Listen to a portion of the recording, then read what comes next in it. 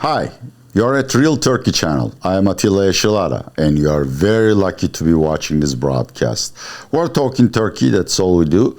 Today we're talking about Turkey's budding civil unrest movement or wave. Turkey actually has a very solid civil protest tradition that goes back to 1960s, throughout 60s, 70s, even in the later portions of 1980s and 1990s. Turks marched on the streets when they didn't like what the government was doing to them or for them. Unfortunately, under Mr. Erdogan, that tradition has been brutally suppressed. The latest and most notable civil protest movement in Turkey happened in the summer of 2013 when millions congregated in one of the Istanbul's parks called Gezi Park to protest the destruction of the park. It was supposed to be raised to give way to a shopping center and hotel.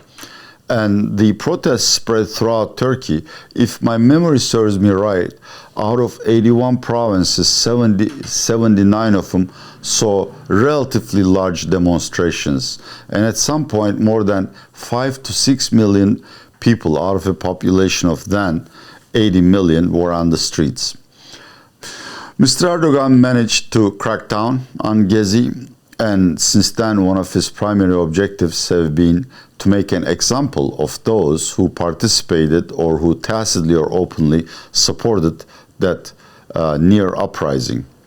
Today, you may have heard of Mr. Osman Kavala, the philanthropist who has been imprisoned for 4 years, despite a verdict by the European Court of Human Rights for him to be released. And the only reason for that is Erdogan suspects he was one of the organizers of the Gezi movement, and he's making an example of the poor guy. Another group that has drawn the wrath of Mr. Erdogan is a fan club of a soccer or football club called Beşiktaş, and the fan club is called Çarşı, the market, because Beşiktaş actually has a very nice market, and they have been tried, acquitted, retried several times.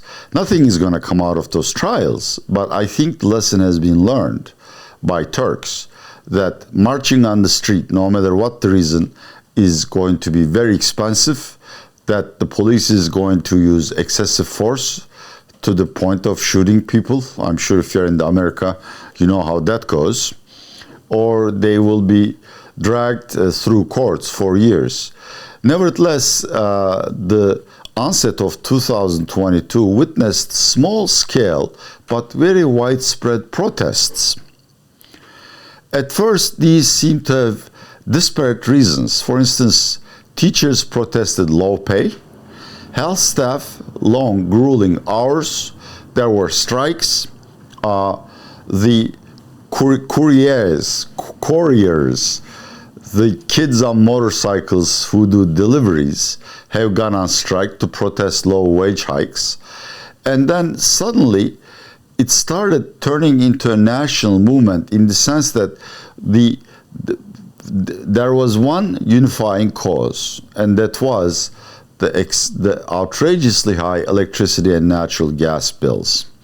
And at that point, it became spontaneous. I mean, citizens would come out of Friday prayers or some kind of social event and simply march to the governor's palace or to the headquarters of the utility company and protest the high cost of living. As I speak, yesterday I counted 5, protests in 5 different cities, all small scale.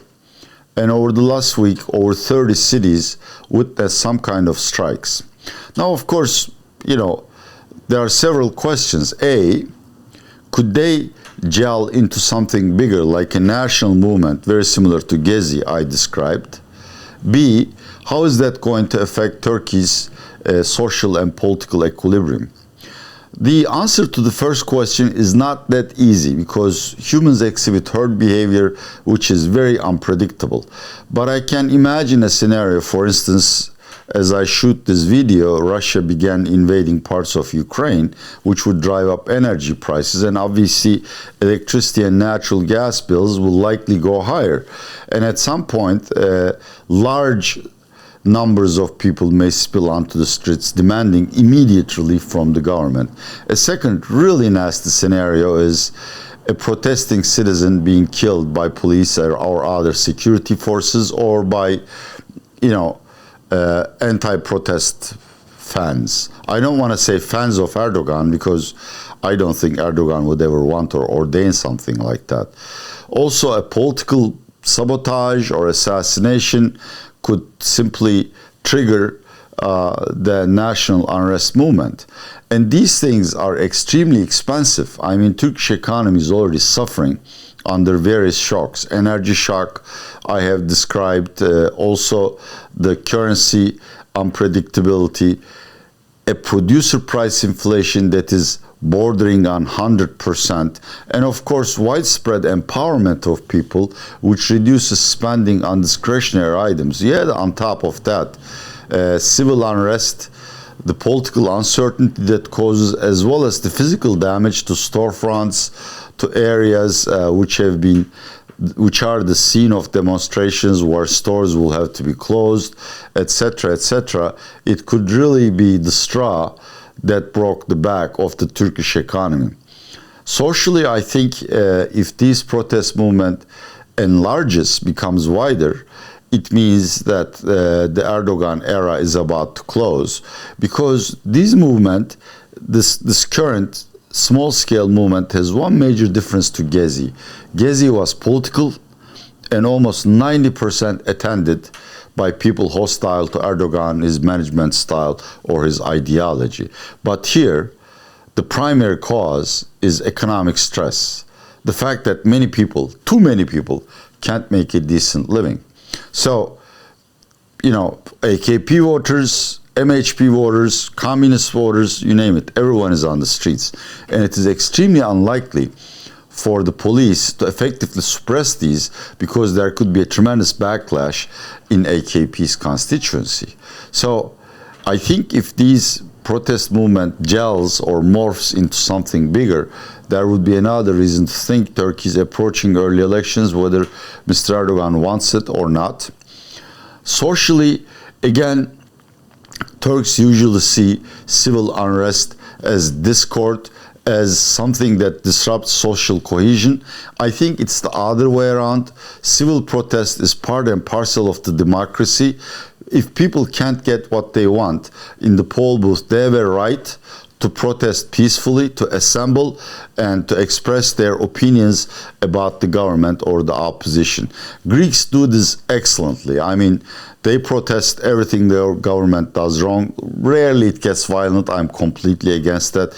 But that tradition of civic protest ought to be emulated by Turkey. One final note: the main opposition leader, Kemal Kılıçdaroğlu, has said on Twitter TV that he's not going to pay electricity bills to protest the government's utility policy.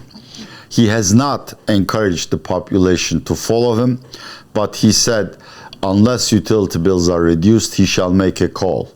If he makes that call, I shall be very interested in seeing in data how many people follow his suit. Again, I think this is not a disruptive act. This is an act of civil disobedience that we usually associate with Gandhi and the Indian liberation movement.